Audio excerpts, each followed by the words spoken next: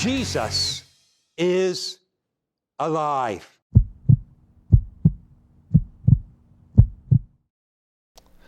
Well, welcome everyone to LifeHouse Online, and my name is Dan White, and we're here today for another Sunday service. And we have a special guest. Heidi Marsh is with us, and I've invited Heidi to come and share something of her testimony and also her experience working at the hospital here in St. Thomas amidst the pandemic that we're all reading about and watching about. So Heidi, why don't we start by you just introducing yourself to those who are watching.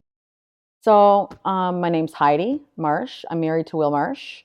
I moved to St. Thomas a couple of years ago from Woodstock, Ontario, and I grew up in that area. My grandparents immigrated to that village, or a village just outside of Woodstock called Beachville, where they were farmers. My dad still lives there. I lived there most of my life.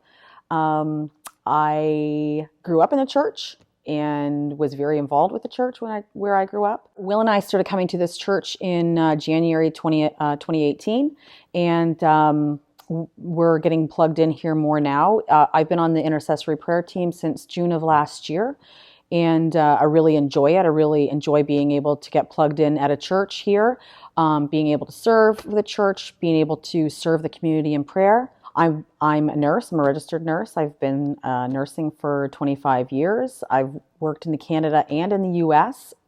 There probably isn't any area of nursing where I haven't worked. So tell us a little bit about what God's done in your life to prepare you for this season that we find ourselves in. It was because of a season that I'd walked through where actually the spirit of fear actually pursued me quite intensely. And I woke up one night and I said to the Lord, God, strip me of everything that's not me. And he went to town on doing that. About 6 weeks later, all of the fun began to unravel in my life. Went into a very deep, dark depression. And then over the course of 5 years, I had a lot of unfortunate events that occurred. I lost favor at work. I went through several sicknesses. I had heart problems. I started to suffer from major anxiety. My mom was very sick during that time, struggling with cancer. She'd been diagnosed in 2008. I was betrayed by people who I really trusted, and dealing with my husband and some of his issues of abuse growing up. And in all of the uncertainty, I felt like I was kind of at the peak of who I was and where God had called me to. And I believed I was going to step into the next big thing that God had for me. And instead, I felt like I fell into the valley of the shadow of death. Wow, this sounds like quite the journey. And yet you've walked through it and you've come out the other end stronger, more full of faith. What were the keys to your breakthrough? During those times of feeling very alone and then dealing with Will's stuff, I would find myself, just on my face sometimes. Worship was sometimes my only way to get out of crushing, numbing pain and fear and anxiety. I did a lot of praying in tongues. I read a lot of prophetic words and, was tracking with a lot of prophetic type ministries. I needed to feel like I wasn't alone. And so I was reaching for more, and I couldn't understand what God was doing, except that I knew that God had called me to this and there was no way out. So things that really helped me with a breakthrough was worship. Worship, worship, worship. That's also how God designed me, but worship is also warfare. Worship, you enter into intimacy with the Lord, and when you worship, the enemy scatters. He has God inhabits the praises of his people. And I learned that as a substance. I learned that I had to do that. Praying in tongues, I learned this through certain ministries, and it's very difficult to start it initially, but once you kind of hit your sweet spot, boom. So I started to get up early in the morning, about an hour and 15 minutes early. I would get up, read some prophetic word, or read the Bible or a verse that I felt the Lord would put on my heart, and then I would just sit there and I would just intentionally pray in tongues. And, it takes sometimes 15, 20, sometimes even an entire hour before, I could break through. I worshiped, I prayed in tongues, I read my Bible, I soaked, I did everything. I know that the Lord has called me to be somebody who will also help set the captives free. And so I believe when you have that kind of calling on your life, you're going to be attacked a lot because you're helping people, right? So you got to have your own soul healed. A lot of that junk, a lot of what I was really attempting to do was just to get to the Father's heart and survive this season. And there would be times that, I would have powerful encounters with the Lord, and I'd be like completely wrecked for 2 or 3 days. And then the would start all over again. But what I learned through that is you have to be intentional. When you're going through hell, you got to keep going. Don't give up. That's the enemy's number one thing. He wants you to stop. He wants you to throw in the towel. So many times I came to that point where I couldn't do it. And the Lord knew that I couldn't do it. And he said, no, I can do it.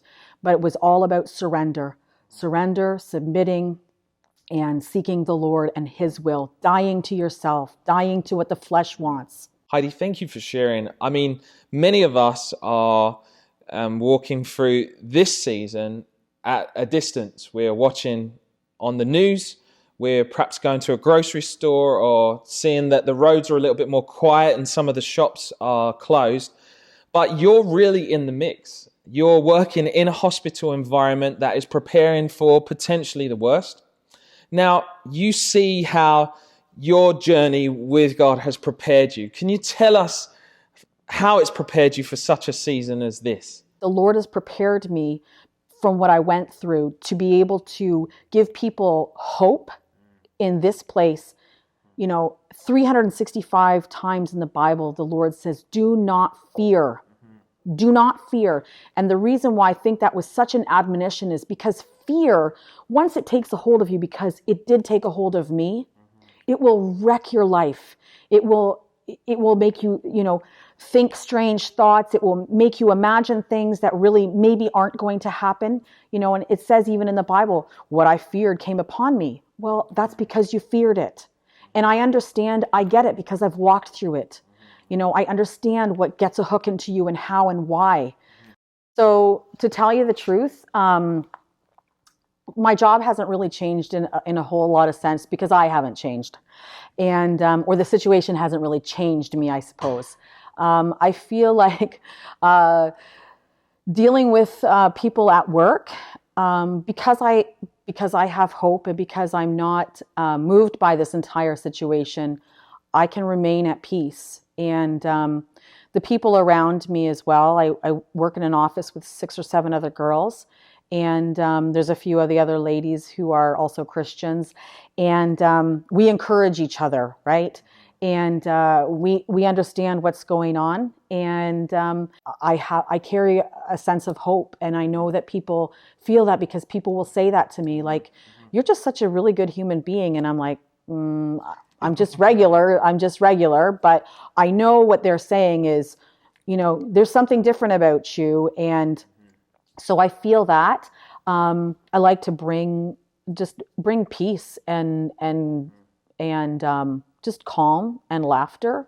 Yeah. And, I want people to know you don't have to be so afraid, and life still can be somewhat normal. Mm-hmm. And I know there's a pandemic going on, but let's try to do our work, socially distance as we are being asked to. And besides that, let's just try to make the best of this, and let's not lose our heads over it. This verse in 2 Timothy 1:7, I know that means a lot to you, and I think it's very relevant in these moments. Can you speak to that? For I have not given you a spirit of fear, but of power. Power is substance, power. Love, and love is substance. It's real. And a sound mind. So once you can really chew on that and get that in your spirit, it begins to take hold and ignite, and it becomes a foundation on which you actually could live. And when this pandemic thing hit, I just kept saying it, you know what? The Lord has not given me a spirit of fear. The Lord hasn't given us a spirit of fear. What has the Lord given us? He's given us power, love, and a sound mind. So to just, meditate on those things, because those are the truth. Fear is a liar. Fear is a liar. Now, Heidi, for those who don't know you, if I was asked to describe you in one word, the word that comes to mind is passion. You are a passionate person. You're passionate about life and you're passionate about Jesus. What's your secret? How do you stay passionate in times of trial, in times of testing, and also in times of the mundane? I think the way I stay passionate for Jesus is just being intentional. You know what? Relationships take work. You can't, when you're a married person, you understand that, or, in general, you have to be intentional about showing up. You have to be intentional about engaging. You have to be intentional about relating. And it's an exchange, a give and a take. And for me, if I'm not intentional, things start to fall apart fairly quickly. So, living a kingdom culture is an upside down idea compared to what the world expects to do on a daily basis. Just get up, make your coffee, eat your breakfast, go to work. If you're living in the kingdom, and the kingdom is inside of you, it's going to take work because we are living in a fallen world. So many times, especially in the last 6-8 months, I wake up in the morning and I can't wait to get to my prayer room because I feel the presence of the Lord very strongly. And I'm like, okay, what do you want to do today? What are you going to show up and do today? Sometimes it's just, he's going to do a healing. Sometimes he's showing me something. So, and when you continue to cultivate that, it's not as much of a work because your whole body, your soul, your spirit, you've now learned to be at a place where this is a necessity to life. So just to cultivate that. Now, many of us are practicing self-isolation. We're quarantined. We're in our homes. We're not necessarily working. But we want to help. We want to have an impact. We want to make a difference. Do you have some suggestions of how we as the LifeHouse community can help, either in the hospital or in this community? Actually, opening something at some point, whenever that arrives, the time and the place, is to be able to help the street people or those who are in need of food. I think also donating food to the local food bank, I think shows your support for the community, because we've all got a lot, and even if we have less than we have, if to share it, that brings the community together. But I believe that we need to start, maybe even from this church. I'm not sure how it starts, but we need to start going out intentionally and starting. It's time to start getting onto the street and reaching the lost. There's a really good challenge for us, and there's real food for thought, and we want to respond well to these different ideas that you've shared. Could you share with us just perhaps a final word of encouragement for the LifeHouse community? Yeah, I said this already in our thing too, is when you're going through major adversity and you see the hand of God in what you're going through, and especially if everybody else says you're crazy, but you know that God has called you to something, don't leave that road, because God will reward you in the end. And when you're going through stuff, don't quit. God is probably calling you to overcome. And because Jesus overcame the world, and he said also that greater things would we do.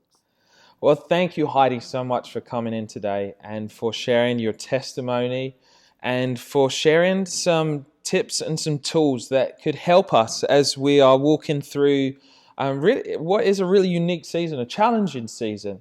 And so I turn to you, our community, those who are viewing us online, and Heidi shared with us some tips and some tools to help us navigate this season well, to help us be people of hope, to be people of peace. And so we're going to take your suggestion with reference to the food bank and how we can support our community. And we'll also be thinking as a leadership and as a community, how can we reach out? Because there's so many in St. Thomas who, they don't know Jesus. They don't know the hope of the nations. They are in a place of fear. and it's our role as the church to be the light of the world. So we're going to be doing that. But be blessed this week as you continue to trust Jesus, as you continue to press into him in the place of prayer, just as Heidi has spoke about, that we would be people of breakthrough, that we would be people of victory, and that ultimately we would be the light in a dark time. So I bless you. Have a wonderful week. Keep connecting with us online through our emails, through our online content, through our Zoom prayer meetings and different activities, and also by getting into your phone directory and calling someone this week. God bless.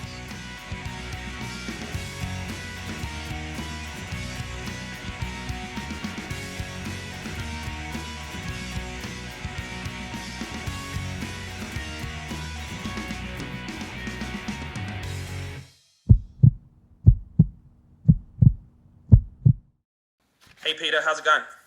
Good, good. How's it going over at the White House? It's a little bit crazy, but we're managing. How did you like your birthday surprises at the end of last week? They were awesome. I was totally surprised. Don't tell anybody, but it brought me to tears. That's amazing. Well, we love you so much. Just back from the interview with Heidi Marsh for the Sunday service. It was amazing. She has such a powerful testimony, and she's had quite the journey. I mean, she's gone from trial to trial. She's dealt with fear. She's dealt with loneliness. She's dealt with some different hurts. Pretty amazing. Nice. A lot of people in our community are going through trials and difficulties now. So I'm going to pray that God would really use that word that Heidi shared. That's great. Yeah, and I think the amazing thing is that she overcame. You know, she's come through the other end. She's overcome fear. She talked about worship. You know, she said worship, worship, worship. That was a key for her. And how God's changed her and made her a woman of hope and a person of peace, you know, in her home and also in her workplace, you know, where others are moving in fear and she's able to come in with that place of victory in her own heart. And she's so passionate about Jesus, you know. Oh, she is. It was hard to stop her at times. Yeah, it's great to have a response to the trials that we're facing. I find a lot of people they're not ready to respond because I always use the illustration. You don't take a knife to a gunfight. It's a bad illustration, but people aren't ready to face trials, and they don't. We forget that the trials that we're going through really have a purpose, and God is up to something, and we need to be able to hear and see God in action and what He's doing and saying in our hearts and lives. Yeah, absolutely, and it makes me think that our meetings where we meet together they're like training camp. But we're really in the battle right now, and this is where we exercise the tools and the skills and the different stuff that God's given us. So I'm really pumped about that. You know what? I because Heidi's working in the community, I wanted to ask her how we can help, because we've been talking as a church. How can we reach out? How can we serve? Can we do something? Well, you know what? People keep on saying it's time to be the church, but we're all locked up in our homes. So, what does that mean? What can we do? Well, one thing that Heidi and Will have already been doing is helping out with the food banks. People cool. still Good. need food. Yeah. And she was like, "Why don't we as a church get behind that?" So, what do you think? Do you think we can do something? I think that's an awesome idea. There's something that you and I have talked about lots, and I'll just bring everybody up to pace on this. We have a hospitality team, and I think the hospitality team is going really well, even as we're all shut in, so to speak. We've got a care team that's calling everybody once a week. We've got quiz nights. We've doing some groceries. I've had 3 batch of baking come to my house. And you know what? I think there's a lot of hospitality going around. I think the development team is going well. Shar and Elizabeth are working on some kids stuff, which is awesome. We have our teaching videos. We have our encounter prayer night. and it's going well. And we want to encourage people to keep coming. But I keep on talking to you about, I think we're dropping the ball on our reach. And it sounds like it's time to start the reach team. Yeah, you know what? We don't have a reach team. That's the problem, isn't it? But why don't we take this opportunity and make us all the reach team? You know what? Like, it makes sense. If there's something that we can do that everyone can get involved in, you know, we're all called to be part of this. Like, so what's the plan? I called our food bank, I have to tell you. Okay. And they told me what they're desperate for is milk, cheese, and canned good meals. Like, not like a can of corn, but like a can of stew or a can of chili. So milk, cheese, and canned meals, a meal that's in a can. And I said, what if we all worked together and brought in a massive bunch? And they were ecstatic. And so I think we can do this. So what we would like to do is we would like to encourage everybody in the church. Now, get the dates right, because dates are numbered. Tell me the dates that we're doing this. Well, what I'm thinking is this is a great plan. We're going to put it on our e-blast on Wednesday. We'll let people know where they need to drop it off, when they need to drop it off, or they could leave it outside their homes and we'll actually have some people come and pick it up. And then once we've got all the food together, then we'll go and drop it off at the food bank. I think it's just going to bless their socks off, you know. So we're aiming to do that on Monday. What's that date? I think it's Monday the 27th. Okay. So this is important. You're watching this video and you say, well, I'd like to get something to the church, but I can't drive or I don't want to. They can put it in a shopping bag on their porch and we'll get that picked up.